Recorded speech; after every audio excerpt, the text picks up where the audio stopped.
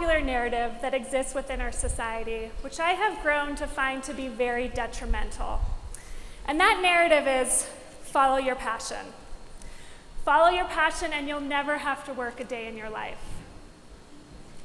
To understand why I have some issues with this narrative, we have to rewind a little bit to about 8 years ago, when I was sitting in a cubicle in New York City working for an education nonprofit, and from outward appearances, it all probably looked fabulous. But day in and day out, me sitting in that cubicle, I was miserable. I remember a specific day sitting there and thinking to myself, this can't be it. This cannot be what I was put on this earth to do. So I did what a lot of us tend to do, and I took to the internet. And I started Googling, and I tried to find every article I could find to try to figure out why it was that I was so miserable. And time after time, I found articles about follow your passion. And with each article I read, I actually wanted to scream cry, because I didn't know how to answer that question. So I quit my job. And I recognize there's a lot of privilege in being able to do that. But for me, that was the only thing I knew how to do in order to make a change. And in the last 8 years, I've been doing a lot of work to try to figure out why I was so unhappy. And one of the main reasons is that I was so disconnected from my internal being. I also started doing a lot of reading about people who are doing work in this field, and I came across Bill Burnett and Dave Evans, 2 professors at Stanford, who are doing work using design thinking to help you design your life. And their work has found that 80% of people of all ages can't identify what it is that they're passionate about. All of a sudden, I didn't feel so alone. Because when I had been at that cubicle, I was thinking, here I am working at a nonprofit that if someone asked me what I was passionate about, I would say equity and education. And here I am doing that, and I'm miserable. So I just was feeling like something was wrong with me. But the reality is, there's a lot of us who maybe don't know what we're passionate about, or we have many passions, that there's not just one we want to follow, or our passions grow and change and evolve as we do. And the other thing is, so often this notion of follow your passion, it's almost always attached to our careers, to what we do, to how we make money. And I'd like to ask, how many of you have been in a social situation where you've been asked, what do you do? I think most of us who are of working age can probably raise our hand or say, yes, we've been asked that question. But I'd like to take it one step further.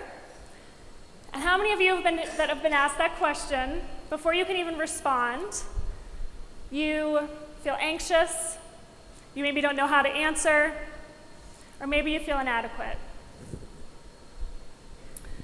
That's because this question is very limiting. It puts us in a box, and it's actually a way for the other person to know how to relate to us. And I also recognize it's just an easy default question when we're meeting someone new. But I'm proposing that we change this narrative, that we change our conversations and we stop asking one another, what do you do? Or even, what is it that you're passionate about? But instead we start asking one another and ourselves, how do you want to be? How do you want to be in the world? And we shouldn't feel guilty about the fact that we always default to asking one another, what do you do? Because it's so aligned to our society's value system. Our society's value system is all about the doing. We are obsessed with money, fame, notoriety, labels, when really what we should be obsessed about is our internal beings. And the thing is, the way the value system's set up right now in our society, it's not about connecting us as human beings, but it's about comparing and contrasting, comparing and competing. I think it became very clear just how much we're obsessed with competing and comparing during the last presidential election, when we were told time and time again that we were too different to be united and that our country was very disconnected. And it definitely felt that way. But I was super curious. I wanted to know if that was true. I wanted to know if we were that different as a people. And instead of sitting down and consuming as many articles as I could, or being on my social media trying to digest as much as I could about this disconnection, I wanted to go out and I wanted to talk to people. I wanted to have face-to-face conversations with people. So I did. I bought a van, and I outfitted the back of it to hopefully feel like a kitchen table or a living room, somewhere where a stranger would feel comfortable talking to me. And then Beatrice the Bee-mobile and my dog Harriet Ethel and I set off on the road. And we ended up traveling 15,887 miles to all of the lower 48 US states in 90 days, which I realized about a week into the trip how aggressive that was. But I ended up speaking to almost 400 strangers, asking them the question, how do you want to be in the world? And this trip was nothing if not transformative for me. It made me realize that yes, we are different. We're very different. We're full of different, diverse people in this country. But more importantly, it made me realize the immense power in sitting down and having a face-to-face conversation with a stranger, connecting not on what we do, but how we want to be, connecting on our humanity. The other thing that I came to learn on reflection after the trip was just how lonely I have been. So I learned actually that I'm not alone. Half of Americans would identify themselves as lonely. Another scary statistic is that suicide rates have increased 33% since 1999. And the most popular question I was asked while I was traveling was, you're doing this all by yourself? A, as a woman, which honestly that could be a whole nother talk. But B, you're doing this all by yourself, aren't you lonely? And I can honestly say it was the least lonely I had been in a very long time. And I realized this was because I was having honest, in-depth conversations with people every single day. And they weren't surface-level conversations. People were sitting in my van sharing real truths about their life. This woman I met in Arizona. She happens to be homeless. She talked to me about how she wants to be kind to others, never once asking me for anything during our conversation. In Nevada, I spoke to this woman who disclosed to me that she had a child through rape, but that she was being who she was made to be, and that she was going to press on, loving all the parts of herself, negative and positive. I met Gordon in Seattle, Washington. He had a very vivacious, outgoing personality, jumped in my van, and almost immediately shared with me that he was bipolar, and that he wanted to live his life being authentic, and that meant loving that part of him that was bipolar, and that by doing that, he hoped other people could be authentic. Corey in North Carolina, he shared with me that as an African-American man, he often doesn't feel safe walking through this country.